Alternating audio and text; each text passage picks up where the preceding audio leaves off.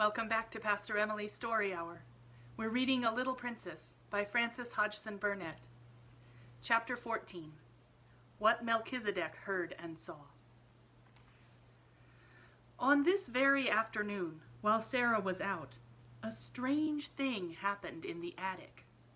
Only Melchizedek saw and heard it, and he was so much alarmed and mystified that he scuttled back into his hole and hid there, and really quaked and trembled as he peeped out furtively and with great caution to watch what was going on.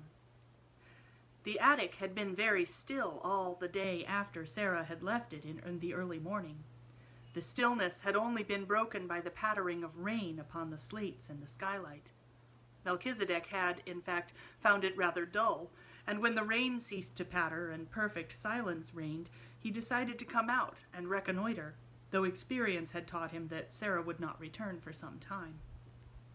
He had been rambling and sniffing about, and had just found a totally unexpected and unexplained crumb left from his last meal, when his attention was attracted by a sound on the roof.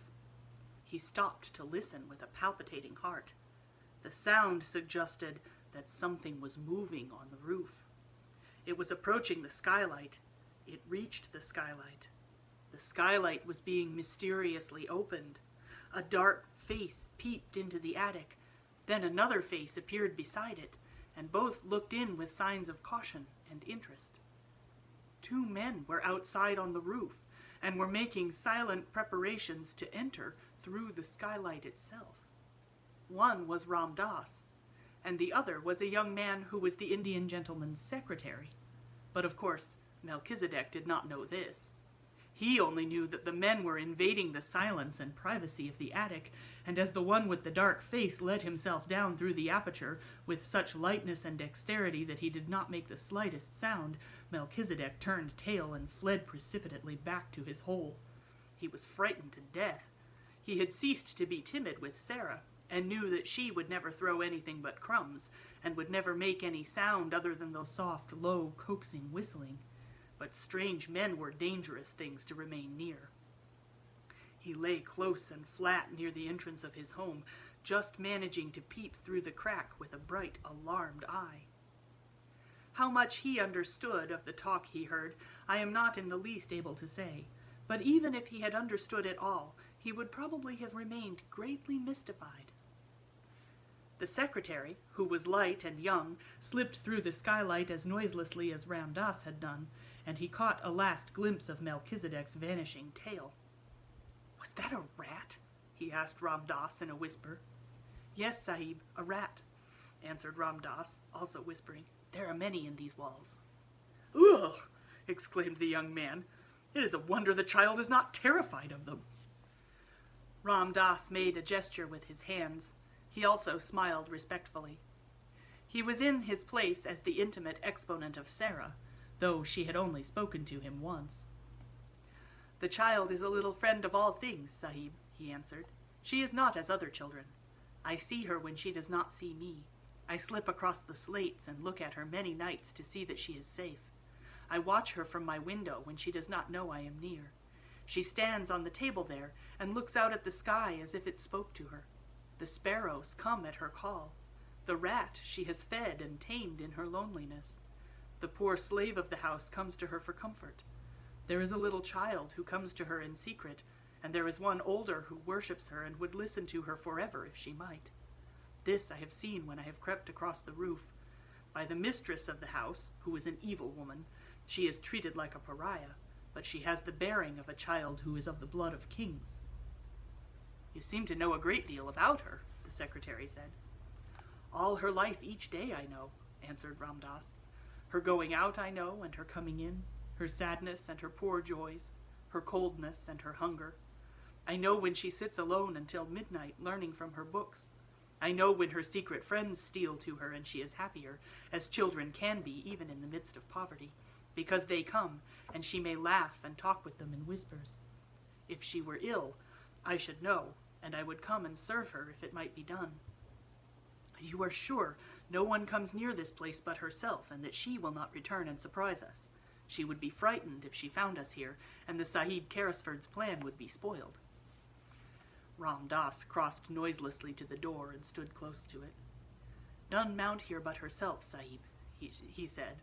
"She has gone out with her basket and may be gone for hours. If I stand here, I can hear any step before it reaches the last flight of the stairs."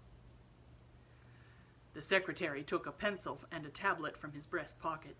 "Keep your ears open," he said, and he began to walk slowly and softly round the miserable little room, making rapid notes on his tablet as he looked at things. First he went to the narrow bed. He pressed his hand upon the mattress and uttered an exclamation.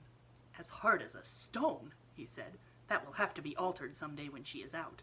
A special journey can be made to bring it across. It cannot be done tonight." He lifted the covering and examined the one thin pillow. "Coverlet dingy and worn, blanket thin, sheets patched and ragged," he said. "What a bed for a child to sleep in, and in a house which calls itself respectable. There has not been a fire in that grate for many a day," glancing at the rusty fireplace.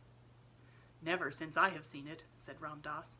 "The mistress of the house is not one who remembers that another than herself may be cold." The secretary was writing quickly on his tablet. He looked up from it as he tore off a leaf and slipped it into his breast pocket. "It is a strange way of doing the thing," he said. "Who planned it?" Ram Dass made a modestly apologetic obeisance.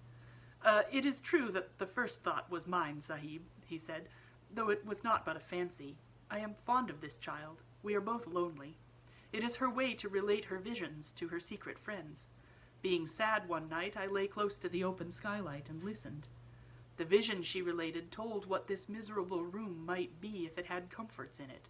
She seemed to see it as she talked, and she grew cheered and warmed as she spoke. Then she came to this fancy, and the next day, the Sahib being ill and wretched, I told him of the thing to amuse him. It seemed then but a dream, but it pleased the Sahib. To hear of the child's doings gave him some entertainment, and he became interested in her and asked questions. At last, he began to please himself with the thought of making her visions real things." "You think that it can be done while she sleeps? Suppose she awakened," suggested the secretary, and it was evident that whatever the plan was, it had caught and pleased his fancy as well as the Sahib Carrisford's. "Oh, I can move as if my feet were of velvet," Ram Dass replied, "and children sleep soundly, even the unhappy ones. I could have entered this room in the night many times without causing her to turn upon her pillow. If the other bearer passes to me the things through the window, I can do all, and she will not stir. When she awakens, she will think a magician has been here." He smiled, as if his heart warmed under his white robe, and the secretary smiled back at him. "It will be like a story from the Arabian Nights," he said. "Only someone like you could have planned it, Ram Dass. It does not belong to London fogs." They did not remain very long, to the great relief of Melchizedek, who, as he probably did not comprehend their conversation, felt their movements and whispers to be ominous. The young secretary seemed interested in everything. He wrote down things about the floor, the fireplace, the broken footstool, the old table, the walls, which last he touched with his hand again and again, seeming much pleased when he found that a number of old nails had been driven in various places. "Ha! You can hang things on them," he said. Ram Dass smiled mysteriously. "Yesterday, when she was out," he said, "I entered, bringing with me small sharp nails which can be pressed into the wall without blows from a hammer. I placed many in the plaster where I may need them. They are ready." The Indian gentleman's secretary stood still and looked round him as he thrust his tablet back into his pocket. "I think I have made notes enough. We can go now," he said. "The Sahib Carrisford has a warm heart. It is 1,000 pities that he has not found the lost child." "If he should find her, his strength would be restored to him," said Ram Dass. "His God may lead her to him yet." Then they slipped through the skylight as noiselessly as they had entered it. And after he was quite sure they had gone, Melchizedek was greatly relieved, and in the course of a few minutes felt it safe to emerge from his hole again and scuffle about in the hope that even such alarming human beings as these might have chanced to carry crumbs in their pockets and drop one or two of them. Come back tomorrow for Chapter 15.